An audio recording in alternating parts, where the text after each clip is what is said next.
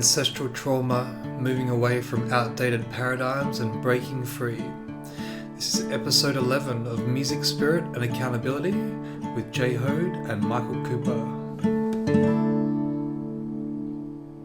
I don't know if too many people have an awareness of ancestral trauma or what that looks like. And if you believe in Gestalt therapy, we have this body which takes us from, conception or, the embryo being made in the human body through to death.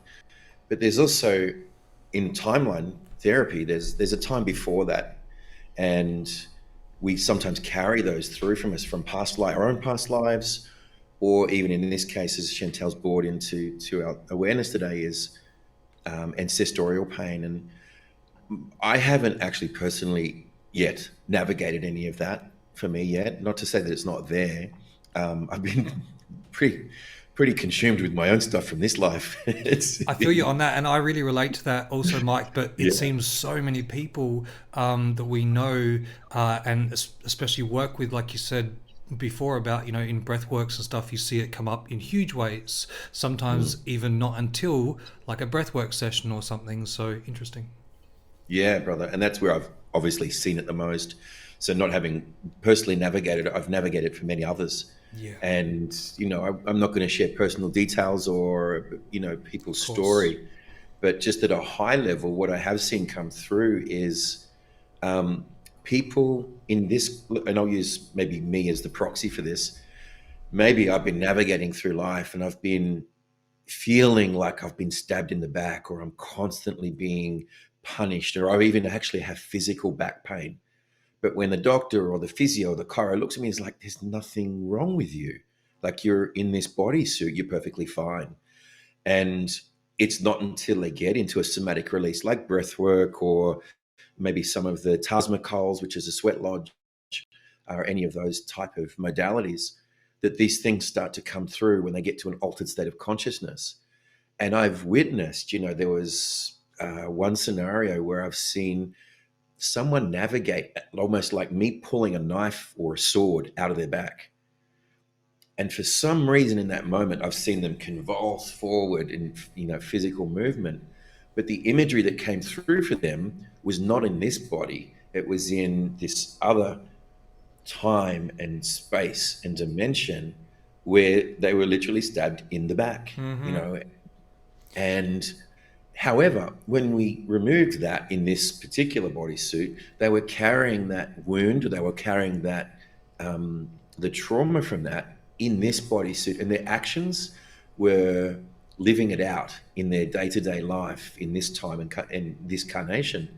So that was really interesting, because when we removed that, all of a sudden, those ailments or those conditions or those traits and behaviors dissipated as well. Yeah. And so when we do things like breath work, or some people do plant medicine and many different modalities, right? Whatever their whether it's Kundalini activation, whatever that may be. When we do these things, we often say this, and it's a little bit of lip service, but when we heal one brother, if I heal myself, I heal the whole global greater consciousness. And as a byproduct, you will benefit from my healing. But that also transcends time and space, because time and space is a human construct in different dimensions and higher levels of frequency. Time doesn't actually exist. So when I heal myself in this moment, I heal myself across all the dimensions.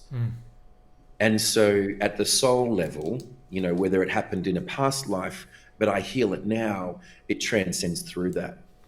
And so, some of the things I've seen with, past life or ancestral trauma is physical pain, emotional pain, abuse, spiritual abuse, and obviously just traumatic events that have gone in those past lives.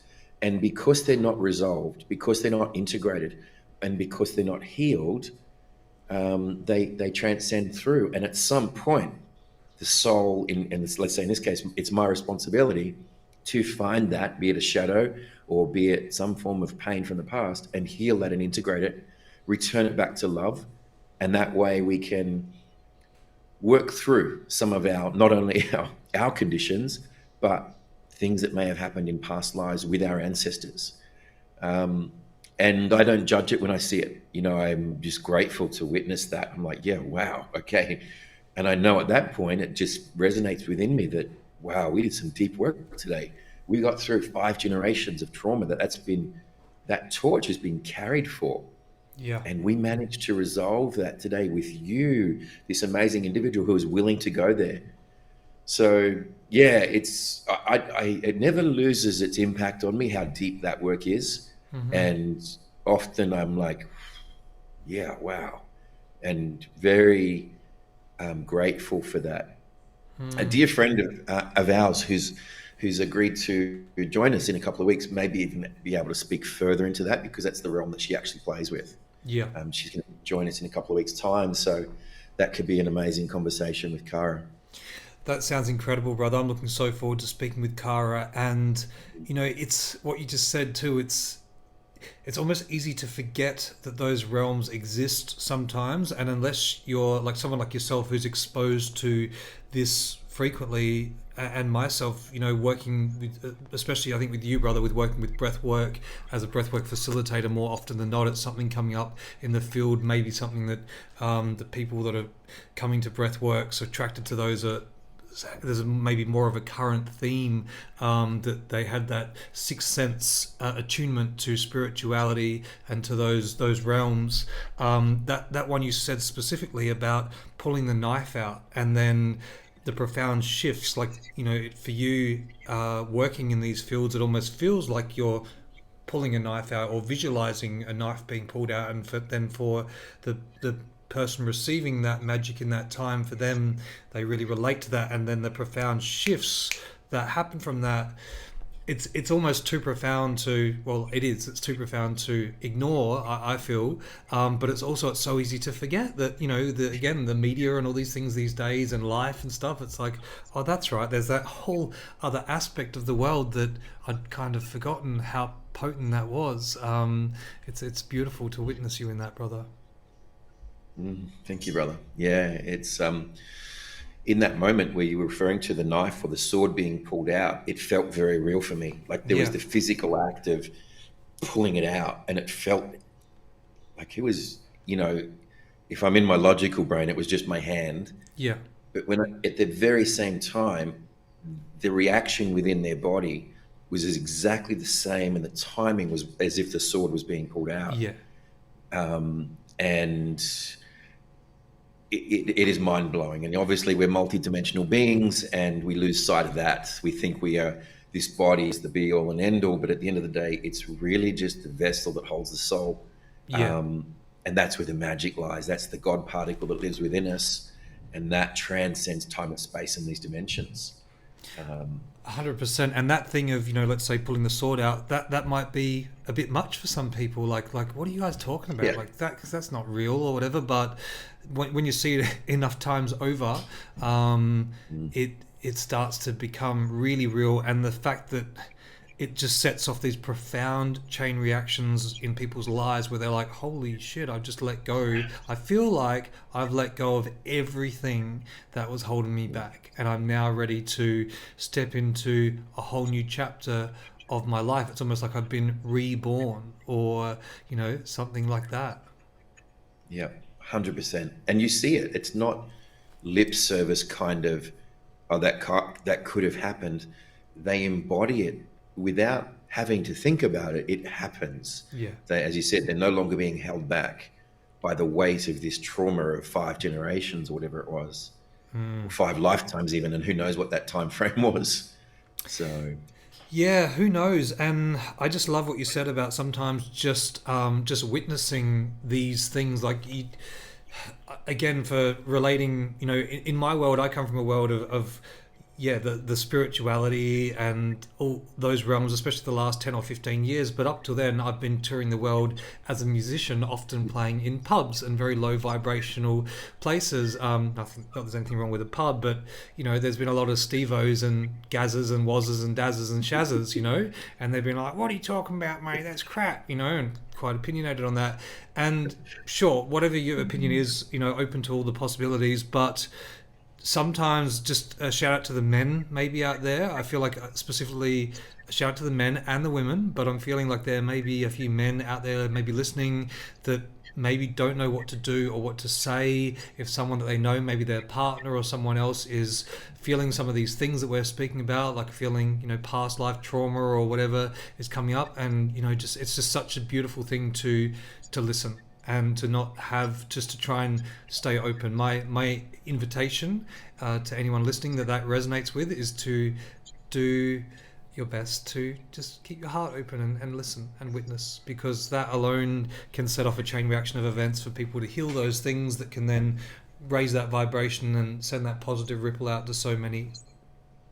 Mm, that's beautiful, brother. Beautiful invitation and great advice as well.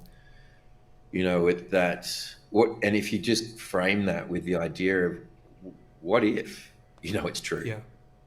I mean, is it possible? Is it possible? Is there 1% chance that it's possible? And then, okay, well, let me listen to that. Mm, Beautiful. So, ancestral trauma, moving away from outdated paradigms and breaking free. One of these yeah. things I hear all the time, I feel like that should be outdated, family paradigms. One of the things I hear often is, wow, I just did that thing that my dad used to do, and I hated that thing that my dad used to do.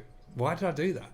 Mm, Isn't that interesting how it's so easy for us to unconsciously or consciously repeat patterns that our parents do? Mike, is there anything that you do that your parents did that you don't like that you do sometimes? And yeah, how does that work for you? And how do you break free of that? That's what we're talking about today. How do we break free? Probably all of it I do. Um, as you were talking about this just now, it started to land for me, the magnitude. So we might have to be conscious of time on this topic, because I just realized how massive that question in itself is. So I'm going to throw myself under the bus. There's many things that I've said that I said I'd never say, and I'm countlessly doing that. The greatest lesson I got was with my son, and I had a paradigm that you must be athletic and you must be fit and you must be logical and you must be strong and honorable and have strength and integrity, and they were all my values. And my son is quite theatrical, very emotional, and loves drama and theater and music and singing. Before I picked up any of this myself, he was born with this. And it triggered me because he was showing me the parts of myself that I did not love. I actually hated those parts of myself. And so my paradigm was he had to do sport and he had to do all of these things, and that just wasn't his way. And I was forcing this square peg into a round hole.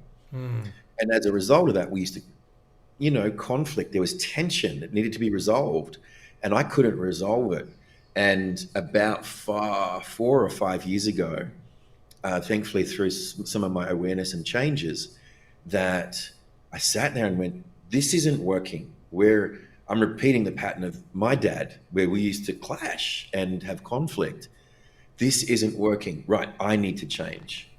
And I just, in that moment, I said the next day, I let it all go. I let everything go.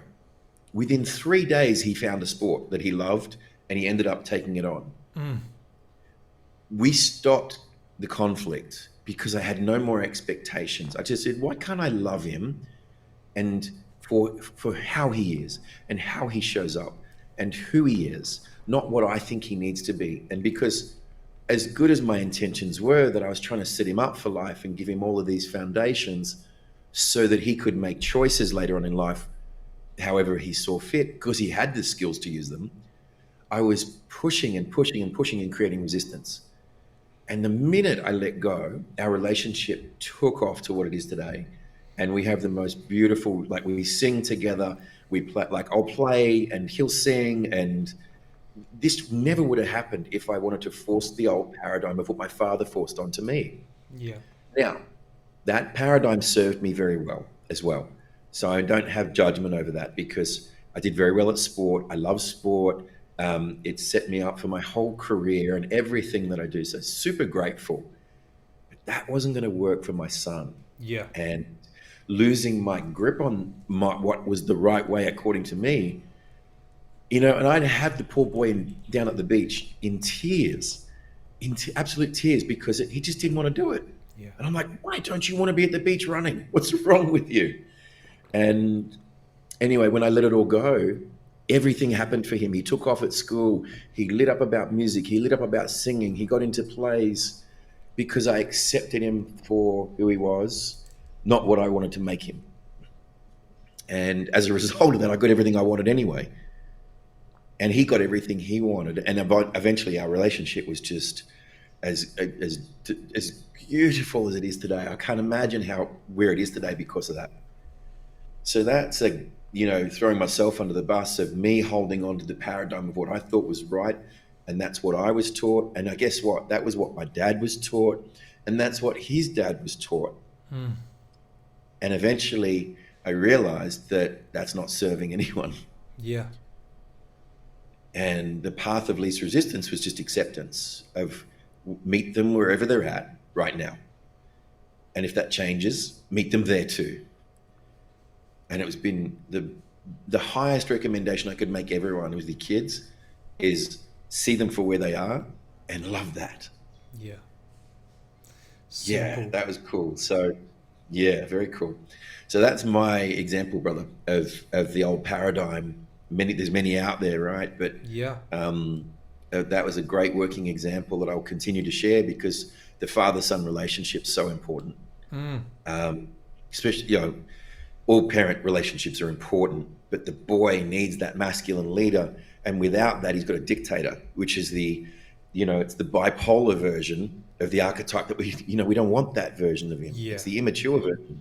Yeah. He needs that divine masculine who is the leader, who is the king energy and loves him for where he's at, Yeah. embraces, holds him regardless. Yeah. And yeah, that was huge one. I hope that, if anyone hears that story, can you look at your own kids and go, where am I not accepting them? Yeah, and what you just shared is a fine line with that, let's say, healthy masculine, maybe unhealthy masculine between the two. And really, I feel like a big part of what that comes down to is presence, that healthy masculine to, to witness and to accept, to observe and possibly share any red flags that we see along the way of something that may be really maybe not serving to the best of the ability of the person concerned, the child, but also in the sharing of that, not necessarily coming into it with, hey, this is wrong, but is it possible that?